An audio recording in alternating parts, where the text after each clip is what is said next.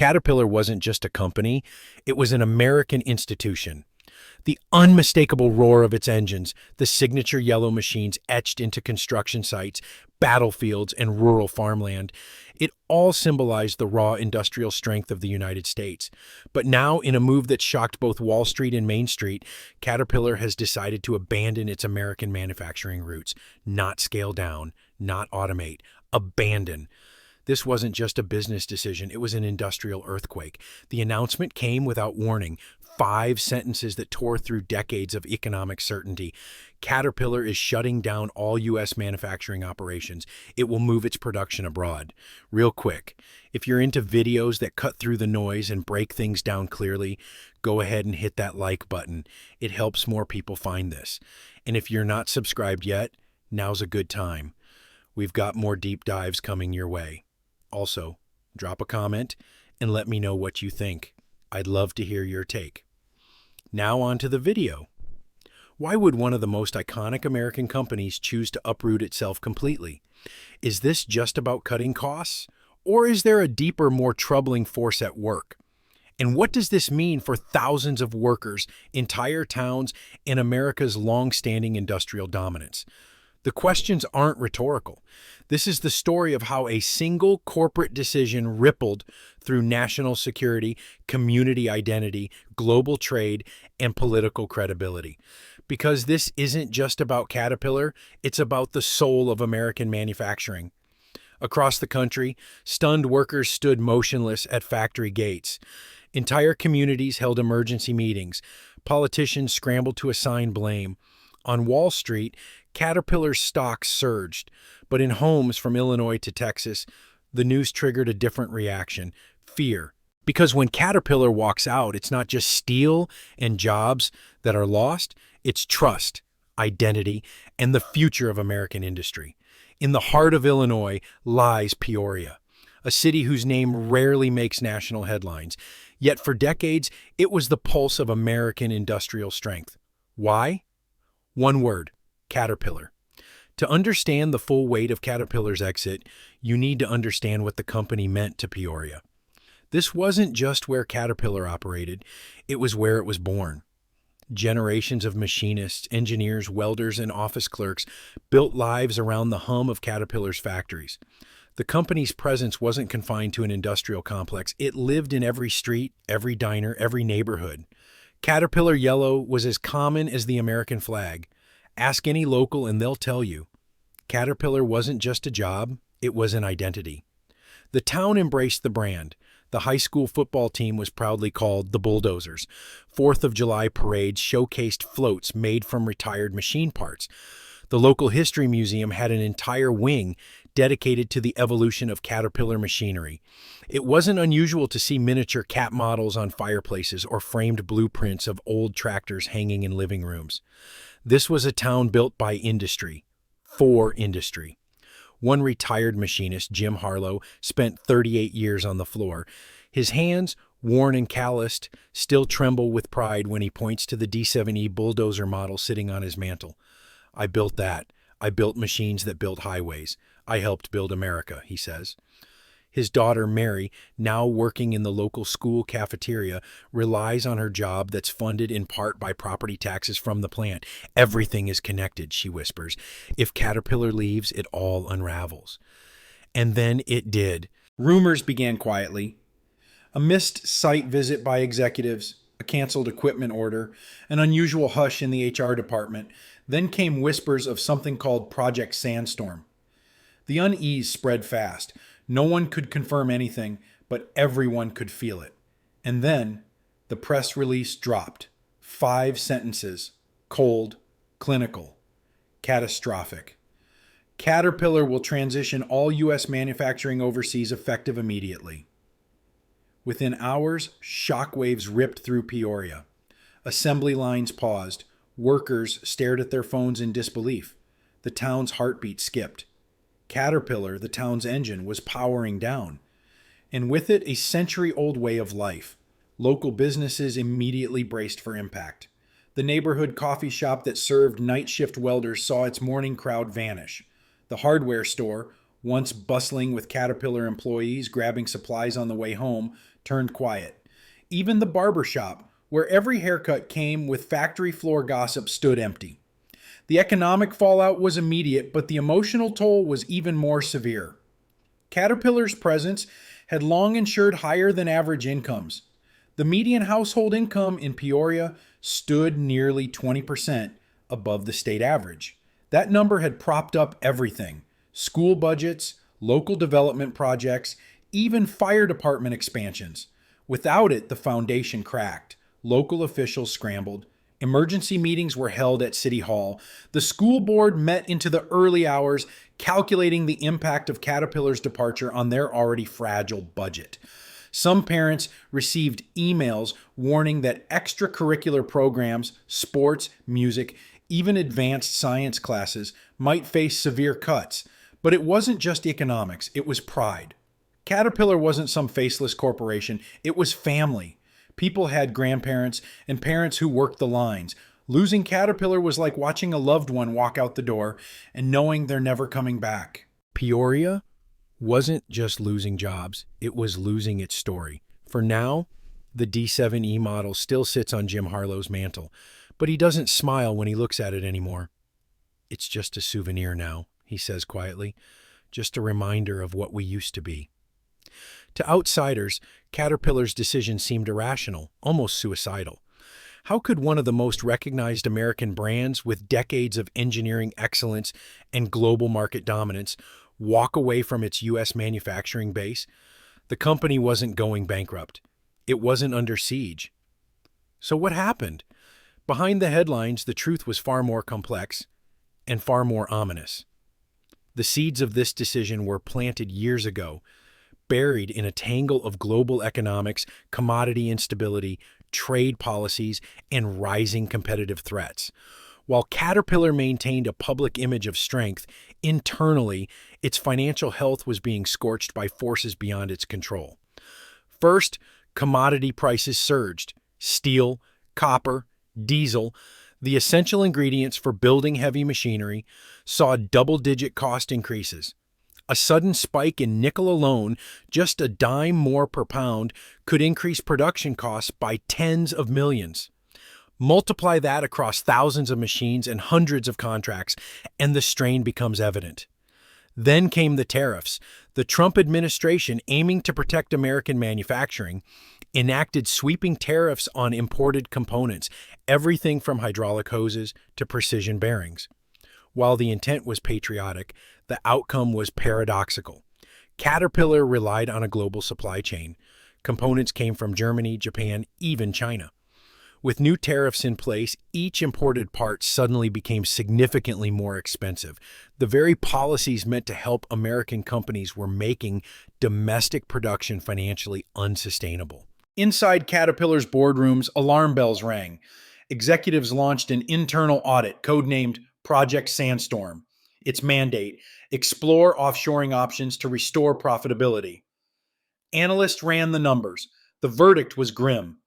Maintaining operations in the U.S. would reduce the company's gross margins by over 14% in the next fiscal year. Combined with rising labor costs and unstable supply chains, the writing was on the wall.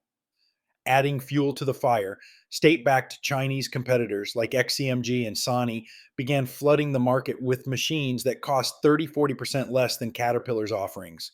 While quality remained a differentiator, price was beginning to win. Clients in Africa, Southeast Asia, and South America were shifting loyalties. Meanwhile, Europe was tightening environmental regulations. The upcoming EU carbon border adjustment mechanism meant that products manufactured with high emissions, like Caterpillar's diesel-heavy machines, would face additional taxes unless production was shifted closer to greener zones or cleaner energy sources. The executives had little choice. When the final vote came, it was swift, quiet, calculated. The board voted to relocate all U.S. manufacturing to a network of global facilities, primarily in Brazil, Vietnam, Canada, and India. Each location was chosen for a reason: lower labor costs, favorable tax regimes, and access to key markets.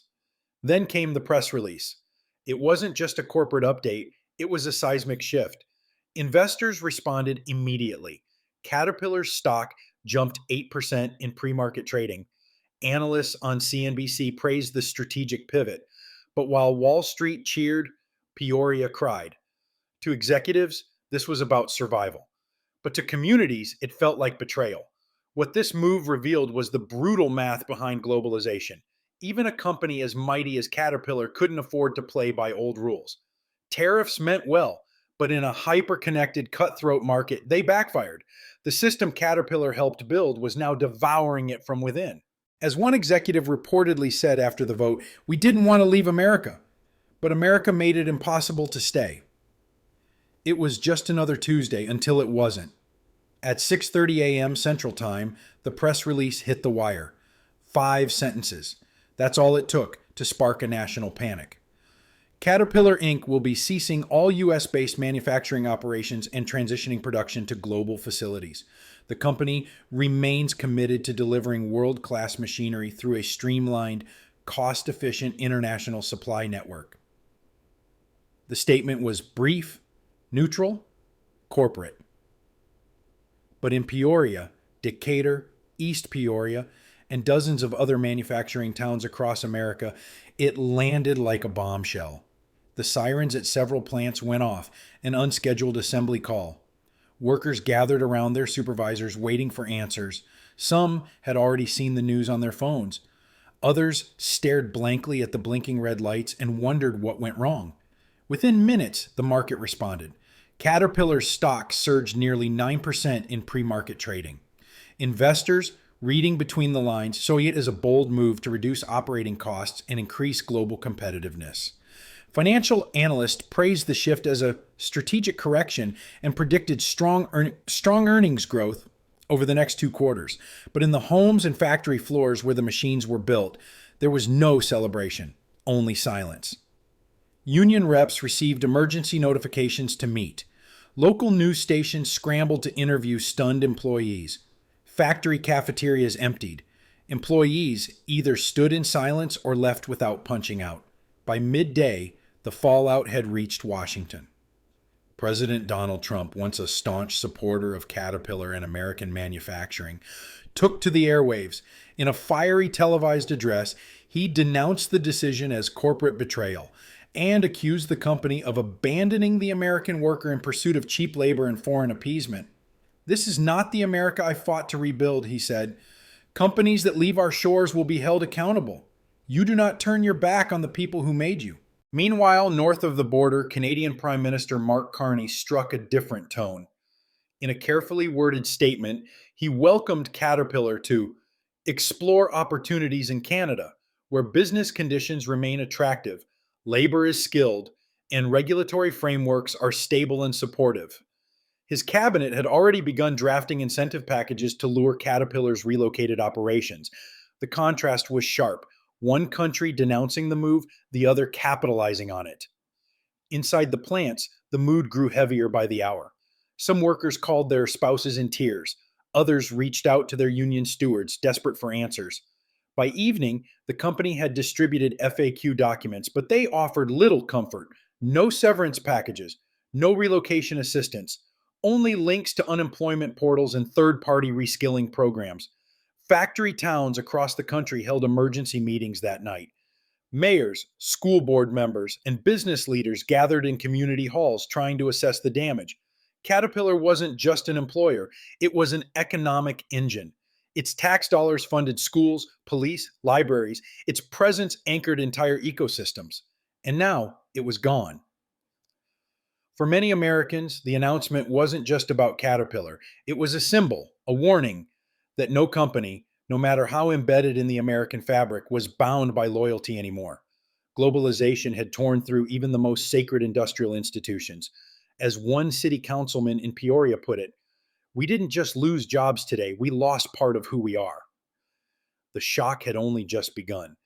By Friday, the fallout became personal. At exactly 8:52 a.m., John Alvarez, a third-generation Caterpillar line welder, received a push notification on his phone while coaching his son's Little League practice. The words "facility closure" and "immediate layoff" flashed across the screen. For a moment, he froze. His mind spiraled through questions. What about the mortgage? Health insurance? His daughter's college tuition? his son's braces? Back home, John sat in stunned silence with his wife.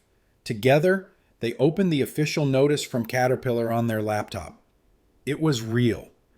The job that had sustained their family for 17 years was gone, and there was no safety net, no severance, just a link to a webinar on how to file for unemployment benefits.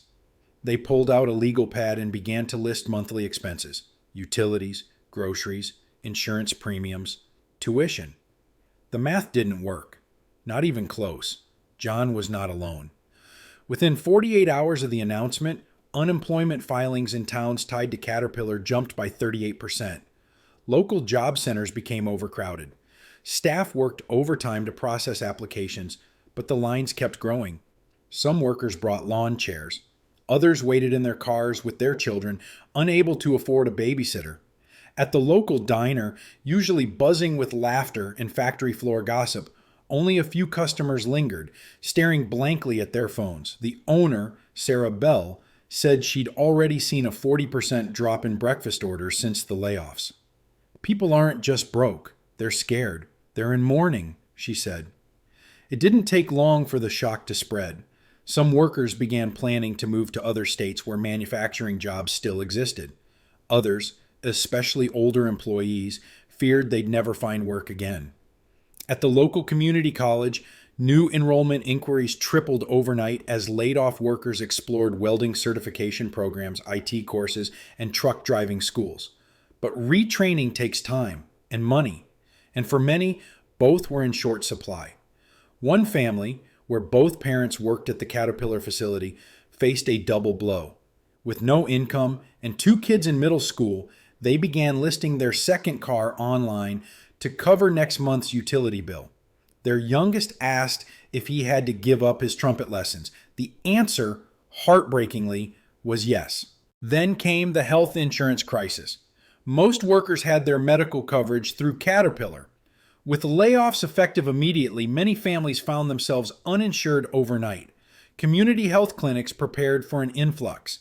At the local pharmacy, conversations shifted from dosage questions to pricing concerns.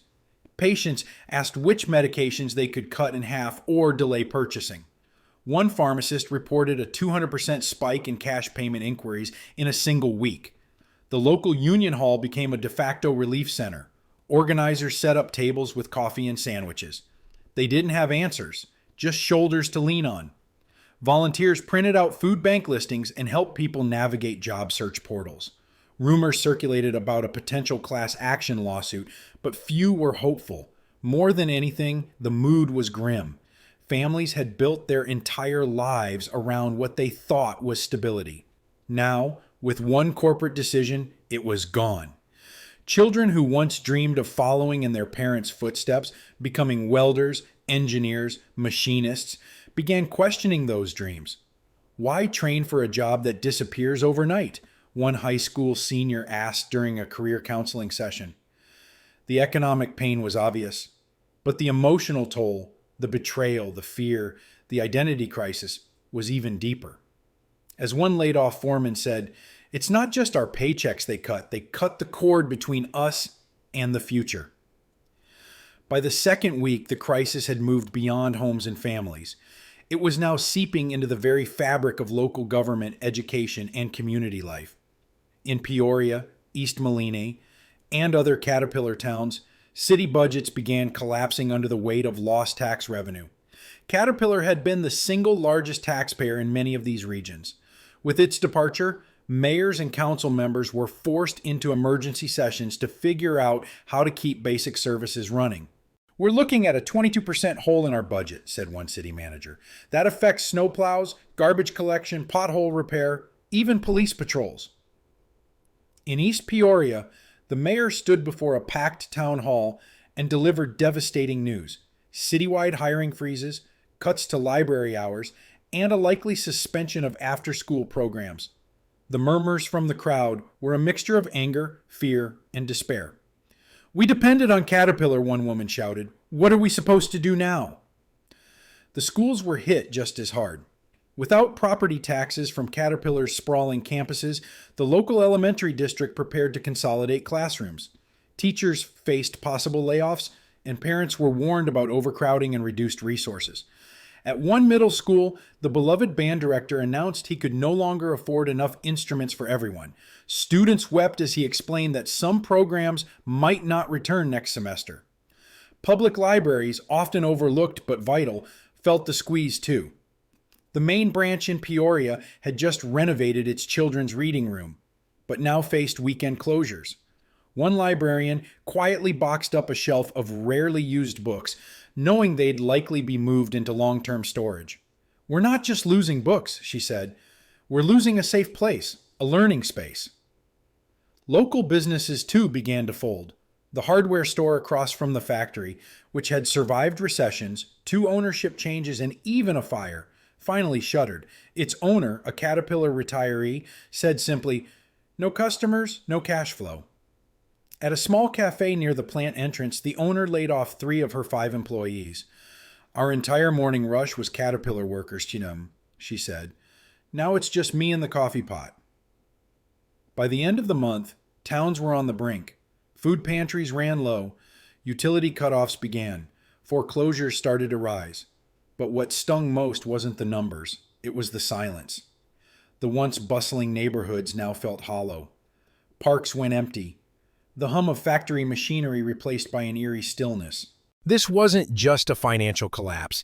It was the erosion of community identity.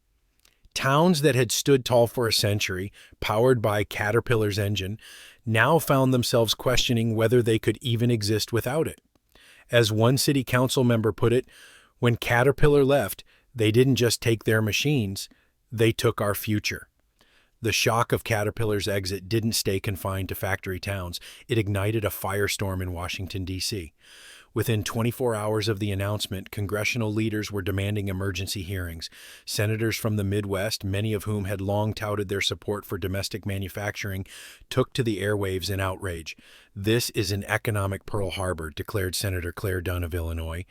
"We cannot let iconic companies offload American jobs and abandon the very communities that built them." The Senate Commerce Committee summoned the Secretary of Commerce for an emergency session. Under the scrutiny of dozens of cameras, lawmakers unleashed a fury of questions. Did the administration's tariffs backfire? Was there any effort to keep Caterpillar in the U.S.? Had corporate greed finally outpaced patriotism? The secretary remained defensive but composed. "The administration's trade policies are designed for long-term economic balance," he said. "While some companies make difficult decisions in the short term, we believe American manufacturing remains strong and competitive." But the committee wasn't buying it. Senator Mike Carver of Indiana pressed harder. "You mean to tell me that losing 27,000 jobs in one move is part of a strategy? You call this strength?" Outside the Capitol, political action committees rushed to reframe the narrative. On the left, groups blamed corporate greed and deregulation. On the right, the blame fell on globalization and the failure to enforce fair trade rules. The populist wing of both parties found common ground in their fury, calling for legislation that would punish companies for relocating operations overseas. Protests followed. In Peoria and other Caterpillar cities, rallies erupted. Workers, union members, and families held signs reading, "Built here, left here." Social media lit up with testimonials, photos of empty factory floors, and furious calls for accountability. Cable news ran 24/7 coverage, pitting economic analysts against union leaders. One camp argued that Caterpillar had no choice in the face of global competition. The other claimed the company prioritized profits over people. Pundits debated everything from China's rise to the relevance of unions in the 21st century. Meanwhile, Caterpillar executives were subpoenaed to appear before Congress. The hearings were intense. One representative held up a framed photo of a Peoria family that had just lost both parents' jobs. "Can you look this child in the eye and tell him his future is better off now?" she asked. The CEO's reply was cold, clinical. We deeply regret the human cost of this transition. But to remain competitive, we must evolve with the global market." It didn't go over well. Public polling revealed a sharply divided nation. One group believed Caterpillar's exit reflected failed government policies and the unintended consequences of protectionism. The other saw it as corporate betrayal. Regardless of the stance, one message was clear. America was furious, and Washington had to respond. Proposed bills flew in from every direction. The Stay in America Act, which offered tax credits to companies maintaining domestic production. The corporate loyalty penalty, designed to levy extra taxes on firms that shut down U.S. plants, and a controversial federal manufacturing charter that would tie federal contracts to domestic job creation. For now, they remained proposals. But the conversation had changed. Caterpillar wasn't just a company, it had become a political symbol. One congressman summed it up bluntly. This is no longer about bulldozers, it's about who we are as a country. As Caterpillar's engines fell silent across America, another machine, the organized labor movement, began to sputter. For decades, Caterpillar had been a cornerstone of union strength. Local chapters had fought for better wages, safer conditions, and health benefits that became the gold standard in the industry. Now, those same unions were left leaderless, voiceless, and in some cases, jobless. Inside the union halls of Peoria, Decatur, and East Moline, confusion reigned. What does a strike mean when the factory is already closed? Can you organize against a company that no longer exists in your town? How do you fight for jobs that have already disappeared? For many union leaders, the answers were devastating. You don't. Instead, a new plan had to be drafted, one that didn't involve picket lines but digital campaigns, shareholder activism, and nationwide coalitions. Emergency meetings were held. Strategies brainstormed. Some called it the reinvention of organized labor. Others called it desperation. A movement called Union 3.0 began to take shape, a strategy focused not on striking against employers, but on pressuring investors, lobbying legislators, and partnering with tech worker unions to build national solidarity. One proposal included hijacking shareholder meetings via proxy votes, using labor-aligned investment funds to force public accountability on offshoring decisions. Still, not everyone agreed. Veteran union organizers worried the movement was losing its teeth. "We used to have power on the floor," said one retired steward. "Now we're sending emails and hashtags. That's not a union. It's a blog." But for younger workers, the digital pivot made sense. With jobs increasingly gig-based and decentralized, traditional union models felt outdated. Freelance heavy equipment technicians, once considered outside the union's reach, began forming online collectives to demand portable benefits and access to group health coverage. Perhaps the biggest surprise came when a coalition of Silicon Valley workers reached out to Caterpillar's unions with a radical idea: form a national loyalty compact. The pact would unite workers from vastly different industries, tech, transportation, manufacturing, under a shared goal: keeping jobs in America. At first, the idea was met with skepticism. What do app developers and forklift operators have in common? But the logic was sound. In a globalized world, job loss wasn't just a factory issue. It was a structural issue. If American labor didn't band together across industries, it would remain fragmented and vulnerable. Union leaders cautiously agreed to explore it. Meanwhile, at the local level, disillusionment grew. Membership attrition accelerated as older workers retired early, and younger ones questioned whether organized labor could protect them anymore. Apprenticeship programs slowed. Local dues dried up. Even the emotional core of the union began to fade. One organizer described the mood as like being a fireman in a city where all the buildings already burned down. And yet, there were glimmers of hope. In a factory town outside Joliet, a group of laid-off Caterpillar workers launched a nonprofit called the Yellow Thread. It offered legal advice, financial literacy training, and emotional support for displaced workers. Within weeks, it had over 2,000 members. The message was simple: the union may be down, but the people aren't out. Whether Union 3.0 becomes the future or fades like the factories it came from remains to be seen. But one thing is certain: Caterpillar didn't just challenge the American workforce, it forced it to evolve. Caterpillar's decision to leave America isn't just a chapter in the story of one company, it's a turning point in the narrative of American industry. This wasn't a case of bankruptcy or mismanagement. Caterpillar was profitable, It had global demand, strong engineering, and a loyal customer base. And yet, it still chose to abandon its roots. Why? Because the pressures of globalization, trade politics, and shareholder demands outweighed the community ties, loyalty, and legacy. Entire towns lost their identity. Workers lost their dignity. Students lost their direction. Even the Pentagon lost a piece of its industrial backbone. What remained were hollowed out cities, dark university labs, and disrupted supply chains stretching across fragile regions of the world. Caterpillar's yellow machines built highways, military bases, and mega projects. But now, their departure has exposed the cracks in the very foundation they helped pour. The broader question is this: if Caterpillar can leave, what's stopping others? Are we entering a future where the United States no longer builds its own tools, trains its own labor, or controls its own industrial destiny? Will we look back at this moment as the start of a global reshuffling or the slow erosion of American power? One thing is clear: Caterpillar's exit wasn't just a corporate decision, it was a national wake-up call. It challenged the illusion that iconic brands are bound to the places that built them. It exposed the cost of trade wars, the fragility of supply chains, and the human toll of economic theory turned reality.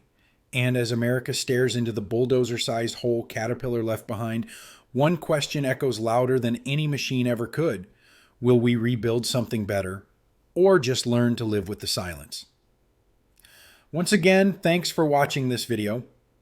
If you got something out of this, hit that like button and make sure you're subscribed so you don't miss the next one. And hey, let me know your thoughts in the comments. Agree? Disagree? Or something in between? I'd love to hear it.